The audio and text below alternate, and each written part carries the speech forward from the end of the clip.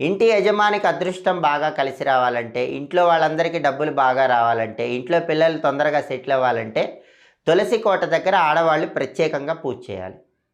ప్రతిరోజు తులసి కోట దగ్గర దీపం పెడితే చాలా మంచిది. కుదరకపోతే ప్రతి శుక్రవారం అయినా తులసి కోట దగ్గర దీపం పెట్టాలి. అయితే చాలామంది ఏం చేస్తారంటే ఇంట్లో పెంచితే రామ తులసి పెంచుతారు, లేకపోతే కృష్ణ తులసి పెంచుతారు. అలా కాకుండా 2 రకాలైనటువంటి తులసులు ఇంట్లో పెంచితే చాలా మంచిది. అలాగే కొంతమంది కేవలం కృష్ణ తులసి పెంచుతారు, కొంతమంది కేవలం లక్ష్మీ తులసి పెంచుతారు. అలా కాకుండా 2 రకాలైనటువంటి తులసి ఇంట్లో పెంచితే చాలా మంచిది. ఎప్పుడైనా సరే కృష్ణ తులసి చూస్తే కనుక కాండం నీలం రంగులో ఉంటుంది, లక్ష్మీ తులసి కాండం ఆకుపచ్చ రంగులో ఉంటుంది.